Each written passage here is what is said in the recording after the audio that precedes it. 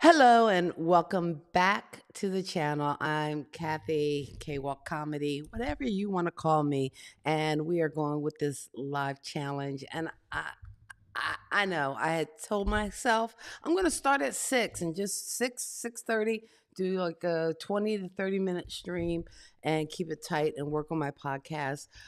But in addition to being a content creator and working on a podcast that I do every week with my brother, Pop Culture Kids, I'm also an assistant principal at a very busy middle school, and we are in the last 6 days of school.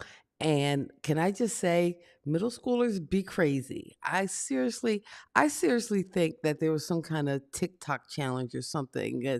I had two separate incidences with sixth grade girls, like three or four of them jumping and hitting on uh, a boy.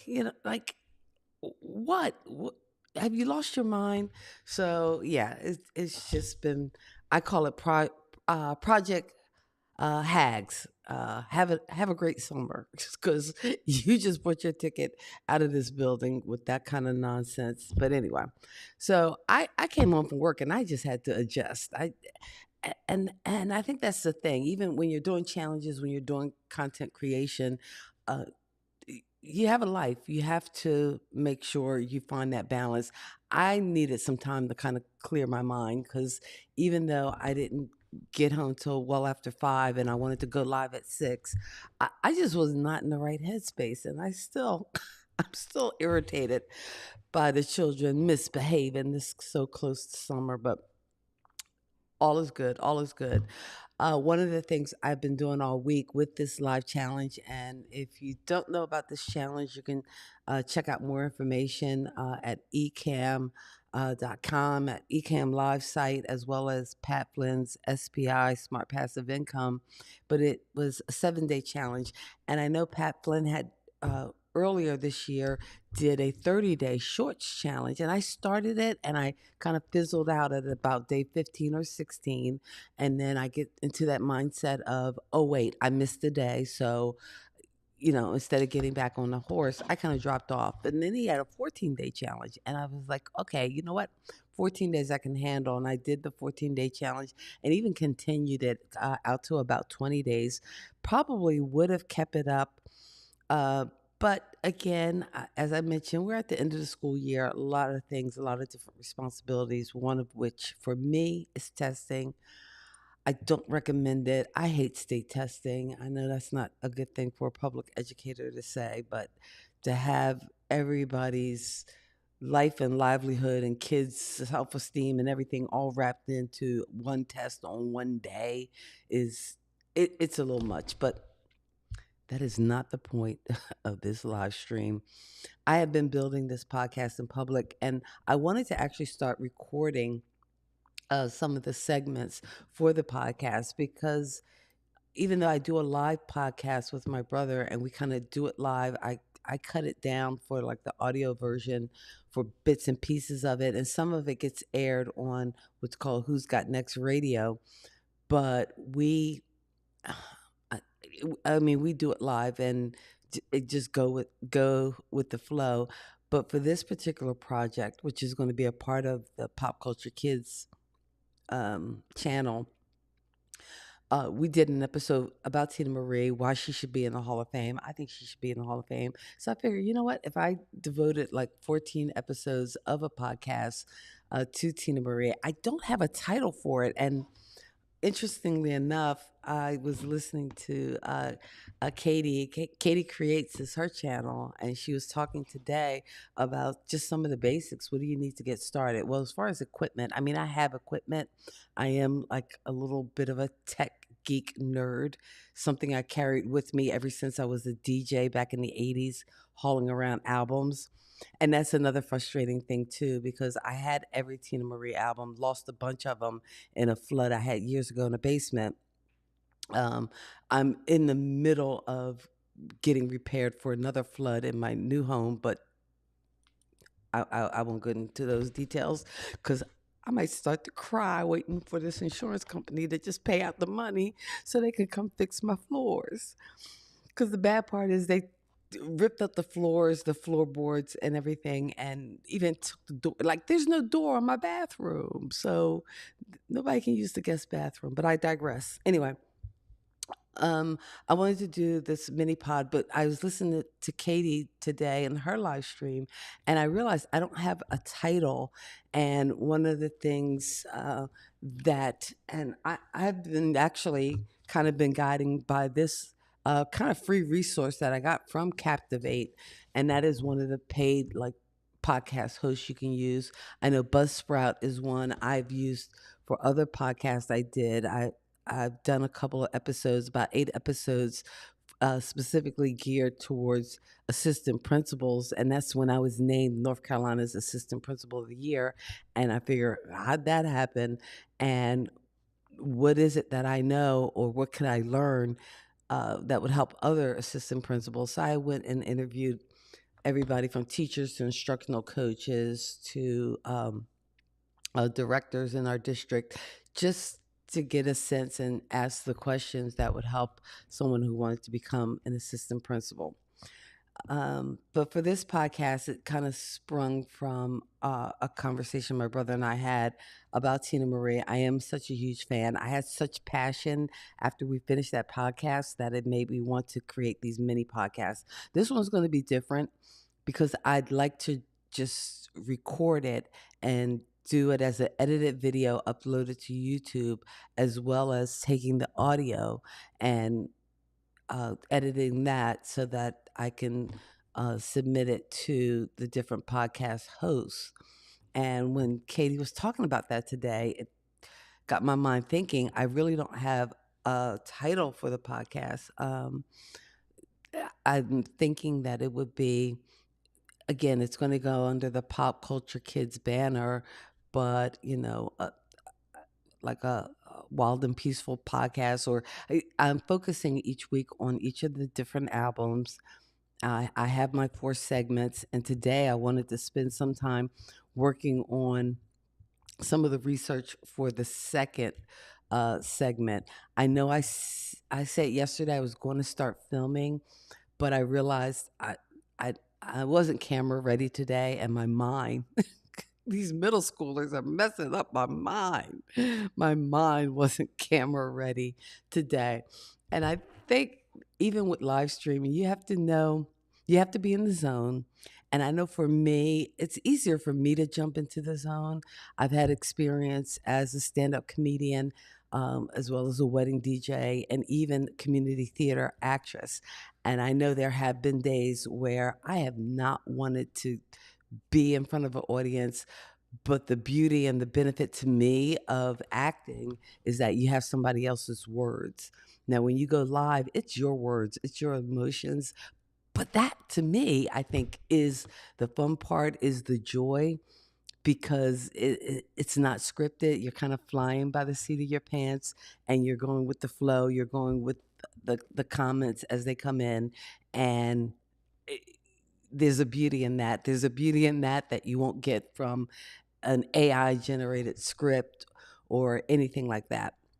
So, yes, filming will be a part of this 7-day series, but I know enough about me to know that today's not the day. It's not a good hair day. It's just, and it's just, I'm like an emotional wreck. I tell you, I had to test some kids this morning, and then had to deal with, I had about 8 parents I had to talk to. And I will say I was thankful that the parents were understanding, because, you know, and the girls were like, "Oh, it ain't no big deal. They're not going to get in trouble for it." And I'm thinking, "No, you're bye bye. You're getting suspended because I'm done. We're not going to be fighting people."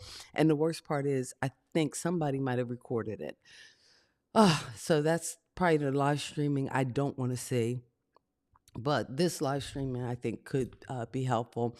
But one of the things that I wanted to do today, I still need to work on that title.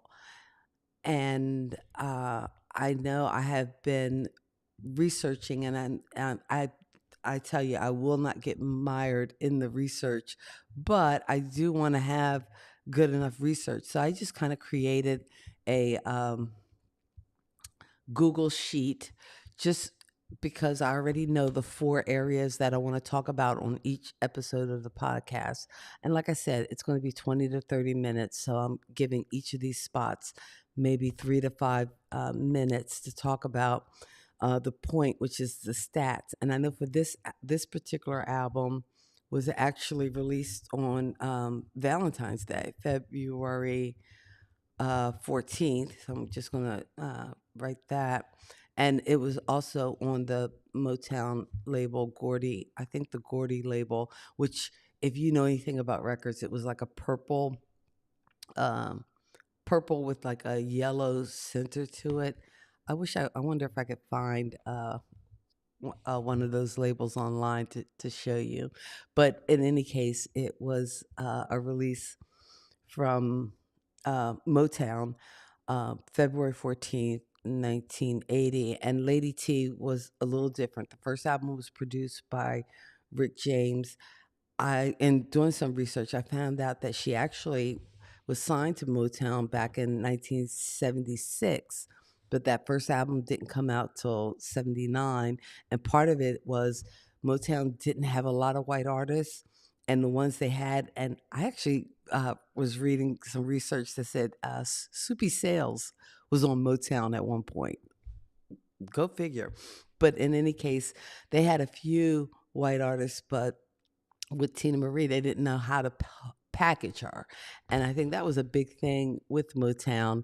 It was all about, oh, how do we package these artists? If you remember, if you watched that movie, Michael, or remember the early days, again, it was all about, if you watch that miniseries about the Jacksons, it was all about the packaging. And I think for her, they didn't know what to do with her till she got with Rick James, and Rick James was able to again, find a rhythm for her with that Wild and Peaceful album, which is the first one that I talk about. But for this particular album, she had a different producer. For Lady T, the second album, it was produced by Richard Rudolph. And Richard Rudolph, as I mentioned before, was the widower of Minnie Rippleton. That was Minnie Rippleton's husband and Maya Rudolph's father, who, again, people probably know her probably even more than her mom. Not many people remember Minnie Rippleton, but again, if you have heard her music, she had an incredibly high octave and range, and just this beautiful, amazing voice. But, and again, this is me music nerding out. Uh, she also sang with a group called Rotary Connection. Now, this you got to Spotify. So, again, I don't know for two of you are watching live, so I thank you for being here. But the band was called Rotary Connection, and the song is actually labeled as "Peace at Last," but it's like actually in the lyrics, it's singing all about Santa Claus and talking about Santa Claus being high, and it's quite, I think, funny and amusing. And if you, like me, grew up on R&B radio stations like WDAS in Philadelphia or WBLS in New York City, you know exactly what I'm talking about. This is not news to you. But anyway, Minnie Rippleton sang on this group called Rotary Connection, Peace at Last. Spotify it, Google it, come back, let me know. Am I crazy? But Richard Rudolph was the producer of the Lady T album. And one of the things that uh, in, in my research is finding all the tracks that are on that album. And on that particular album, it's not like Wild and Peaceful. Wild and Peaceful only has 6 songs, 3 wild songs or fast songs, and 3 kind of slow songs, ballads. This one had about 9 songs, so it was quite a mix. So I'm going to add those to my spreadsheet here. And let me bring that back, and so I can share that with you as I add again, in my different sections, the point. Oh, also, I wanted to make note that this album also, I believe it reached. Uh, oh, I can't spell. It reached. I had did some research. I think it reached number 6 on the. By this time, it was called the Black Chart, um, for Billboard, and and it also, or no, I'm sorry, it reached number 6 uh, in the UK, which was her highest, I guess, UK charting album.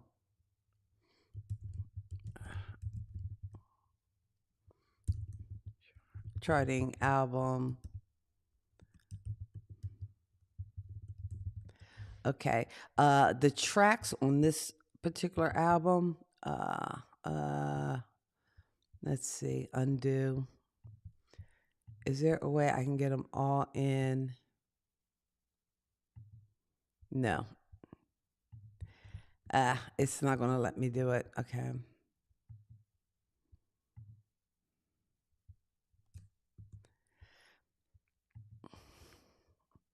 Let me wrap.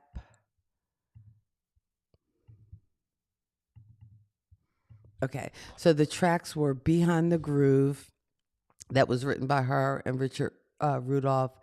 Now That I Have You, Lonely Desire, Aladdin's Lamp, and the B sides are All the Boogie I Need, Can It Be Love, Young Girl in Love, Why Did I Have to Fall in Love with You, and Too Many Colors. And you see why this album probably was released on Valentine's Day. Lots of love going on for this particular album. For some reason, um, when I switch to showing the screenshot, it's not showing you my live. Oh, now it seems like it updated it just now. When I go to change the scene, then it kind of updated where I fill in the tracks. One of the other things that I have as a feature of the podcast is to talk about the low, which is low key one of my favorite tracks. Now, as far as R&B hits, Beyond the Groove was probably more of a hit. Uh, Aladdin's Lamp also got a lot of R&B, I think, airplay, and I know my perspective is probably skewed because I think in Philadelphia, uh, DAS, they probably played more Tina than anywhere in the country, I believe. But I could be wrong. If I am, let me know in the comments. But low key, I know for me, I always love the song Lonely Desire. And usually I pick for the low key kind of like my favorite track that you might know. But I think for this one, I'm going to talk about Too Many Colors. And why Too Many Colors? Because as I mentioned before, the producer was Maya Rudolph's um, vocal cameo. Okay, the producer was Maya Rudolph's father, and in this particular song, at the end, you hear like a 7-year-old Maya Rudolph uh, delivering a line because Too Many Colors. It's a very short, only 3-minute long song, but at the end, you hear like this little talking bit, which is quite popular, I think, in R&B music. And on this particular thing, you hear Maya Rudolph's asking her, Tina, I wish the world. Oh wait, I forgot her line now.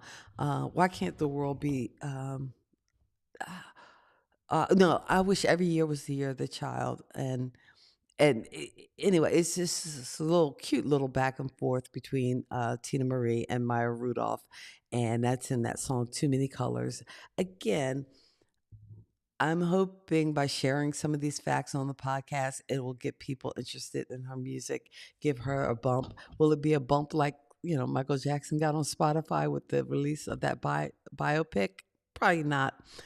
But her daughter is in the works of trying to put together a biopic about her life.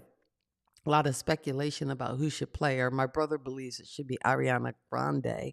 I think there's an actress named Summer Rona who actually portrayed Tina Marie in a stage show off Broadway that was up in Harlem that ran several years ago. I didn't find out about it till afterwards because had I known, again, knowing me, I would have hauled my butt up to New York to see it because, again, I'm that kind of fan.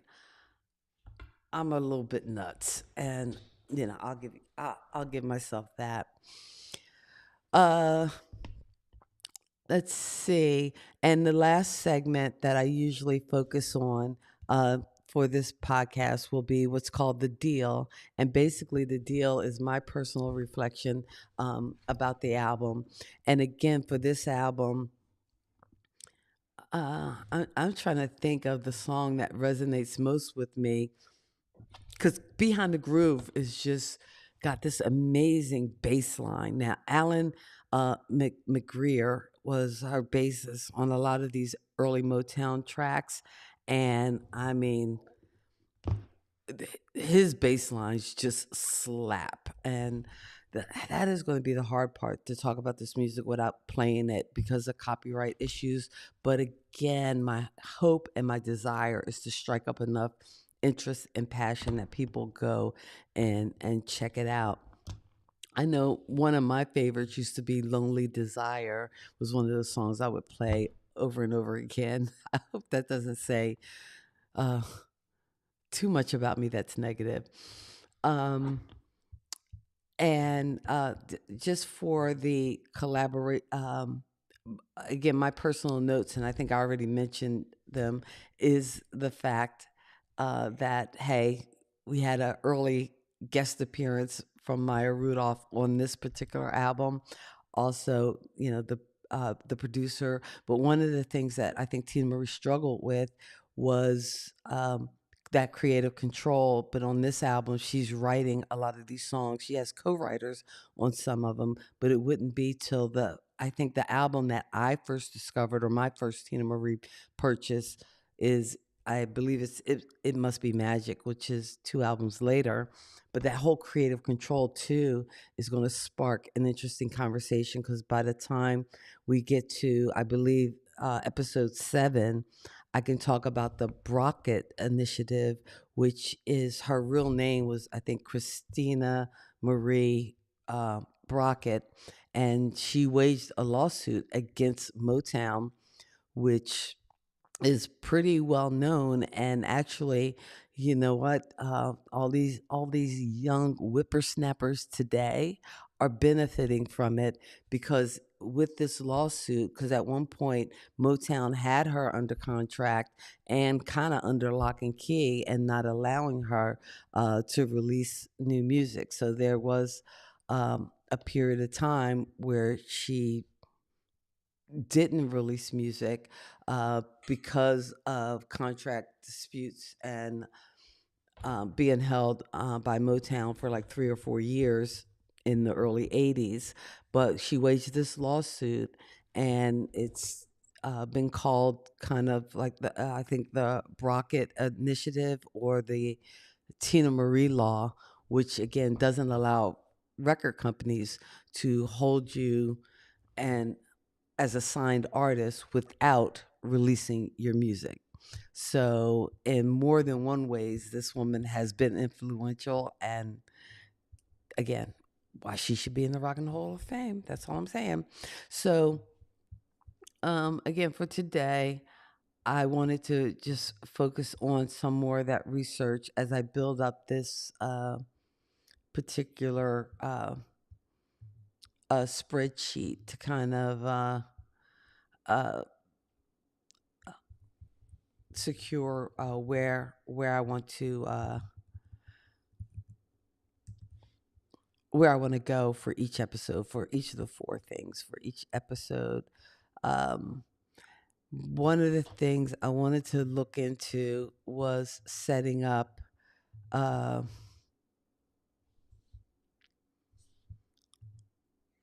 setting up the podcast uh, and kind of creating a podcast home, I know I have used Buzzsprout. So maybe that's one thing we can kind of take a look at. And uh, let me change the screen so we can actually create this podcast so it has some place to live. It's going to live on the Pop Culture Kids YouTube channel, but also let's go to the screen. I'm actually in uh, logged into Buzzsprout. I have an account, and you can see I have two podcasts. One is called New Educator Notes, and that's kind of a project that's kind of been sitting on hold. It's where that used to be the project I had my assistant principal interviews on, and that show was very much devoted to interviews. And here's the power of podcasts, because when I first started that, a guy in, I believe in Baltimore, heard my podcast. I believe his name was Jamie. He heard the podcast and connected with me, and we talked. And I think he connected because he had very similar experiences as far as working a corporate job and being a creative. Because again, I talked in the first episode about how I worked for like Colgate Palmolive, Morgan Stanley, Dean Witter, corporate accounting, serious, serious jobs. And then but I also did stand up comedy and community theater and other passion projects. And I had that side of me. But again, post 9/11, I had turned to education, to more of a service job. And he had a similar story. So we talked and I interviewed him. And it was just so cool and so freeing. And just the power of these mediums. And that was before, it wasn't even a video podcast, it was just like a straight on podcast, just the droning sound of my voice. But anyway, so I'm going to go ahead and create a new podcast. And Kathy's podcast, no, I still need a name. I still need a name. Uh, like the Lady T podcast, that sounds so lame. I don't know. Maybe the one person who's listening right now can can help me out and tell me if you have a good idea for what I could call my podcast. Now, again, the point, the scam, the low, the deal. I don't know whether people would know what that would be. So I think I do have the. I'm just gonna for now call it the Lady Pod Tea Podcast. Tina Marie is an epic artist whose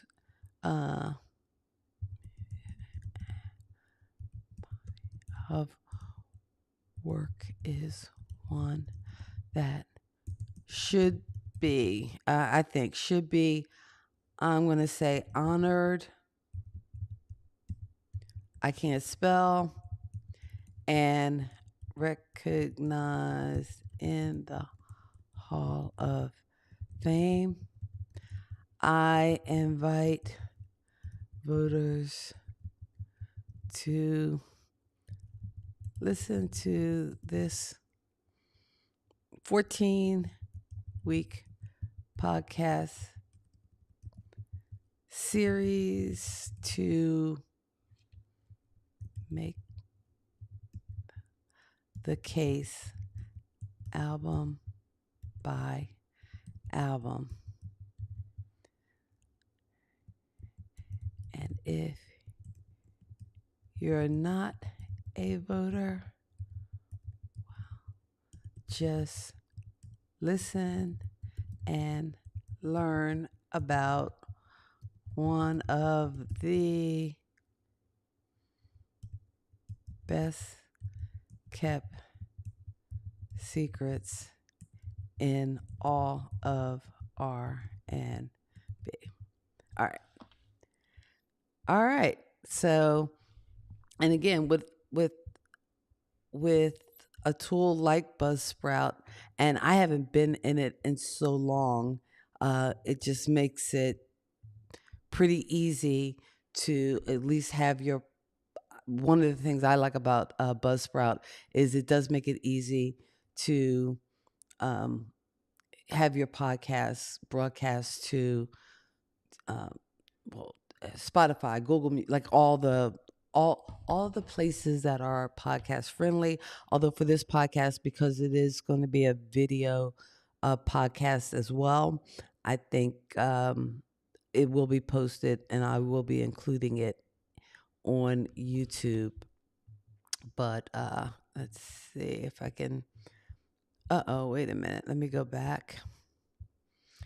All right. So now that I set up the Lady T podcast, the one thing that I haven't created is a thumbnail for it. So I am going to have to go back and create a thumbnail, and that's probably work I can do tomorrow. So for tomorrow's live stream, we will work on making the podcast thumbnail, which is a slightly different aspect ratio than a YouTube thumbnail.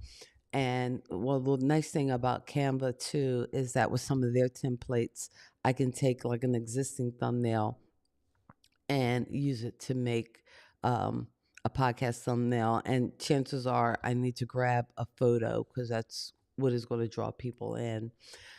So yeah, a little bit of creating in public. I'm not going to hold you, but I am planning to record the first episode. I think I have all the information on an earlier live stream. I actually bulleted the script of that one. So maybe with tomorrow's co-working session, now that I've kind of filled out my little research template in that Google sheet, I will go through and do some bullets for the script for the second episode. Now, here is my plan.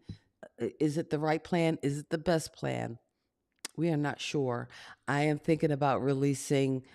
I actually set the first release date was going to be June 1st, but I was going to do episode 1, Wild and Peaceful, on June 1st, episode 2 the following week. But I'm actually hoping to record the first 3 episodes, which would be Wild and Peaceful, Lady T, and Irons in the Fire are the first 3 albums. So ideally, I want to have all those for a YouTube release date on June 1st. And this is where I'm getting into the strategy part.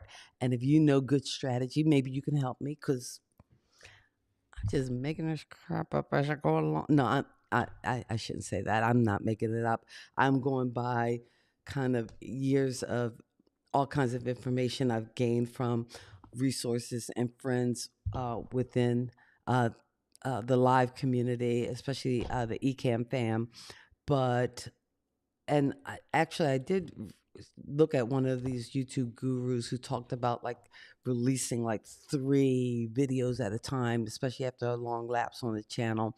But want to release the first 3 episodes of the podcast so that way I know they're in the can, and that gives me a week to kind of flush out, and especially for some of the later albums, because I mean I am going to be honest, I am old, 60 years, so I've been listening to my girl Tina since 1979, but I'm probably more versed in the Motown albums and the early Epic albums because after Motown, she left Motown, she went to Epic. And what's interesting is I think several people have done that, including the Jacksons. When they left Motown, well, they were the Jackson Five, but when they left, they became the Jacksons, but they went to Epic. And so did, I believe, Gladys Knight and the Pips, if I'm not sure. But, well, no, Gladys Knight and the Pips, when they first left Motown, because they left pretty early. But anyway, I'm going off on a tangent. I squirrel hard. I squirrel hard, and I thank you so much for staying with me for it. But anyway, from Epic, and then she went on to Stax and Cash Money Records, and then I think there was a couple other record companies because some of the later albums, like La Donna, and even the release after her death that her daughter kind of put together to release some of her music after her death called Beautiful. Those albums I'm not as familiar with, and I will tell you why. I think especially when I lived in New York, and your Walkman. So yes, I'm dating myself. Was everything when you're on the subway and you didn't want the crazy to bother you. You just put your headphones on, put your head down, open up your book. But and that would work. At least it worked for me. Never mugged, never attacked, never raped, and I lived there for 13 years. But um, I think I listened to a lot of more of her Motown stuff and epic stuff as opposed to some of the later stuff, probably because I didn't have the huge commute. Once I was down in North Carolina, I don't think I've ever had a commute to work to any of the schools I've worked at that was more than like 15 minutes. So that's that. But, and again, when I'm just chilling or listening, I don't seem to do it as much, and I think when I was a city dweller and in my car for hours or on the train or whatever, I think I did ingest more music. So it's probably going to take me a little longer to do the later episodes in this season because I'm going to have to go back and re-listen, give those albums a good thorough re-listen, and that might require a little more research because I don't know whether there's going to be as much information about those albums. But hey, today we showed you a little Buzzsprout, how easy and simple it is to create a podcast, and I think you can do a certain amount of uploads with Buzzsprout for free for some of their more advanced features where they are able to enhance audio and actually do some other tricks. Well, that does cost up to $18 a month, or it can get pricey. And if you're doing more than, let's say, 3 or 4 episodes a month, and the length of the episodes also are going to factor in as well, of what you can get from Buzzsprout for free. So just be mindful of that. Yeah, j- So just so you know, but tomorrow we'll work on the podcast thumbnail, which again is smaller than the YouTube thumbnail, but we'll work on that and what that will look like for this passion project. Anyway, I thank you so much for being a part of day 5. Day 5, day 5. Yay! Day 5 is done. It's done. 2 more days to go. I'm kind of happy I stuck with it. That's good for me. You don't know. I am so squirrel. Well, you do know if you've been listening because I've been all over the place. But thank you so much for watching. Appreciate it. Appreciate it. Appreciate you. And you know what? Live is just what I needed to get me out of that middle school brain because I was middle school braining hard at the top of this live stream. Thanks for watching. Take care.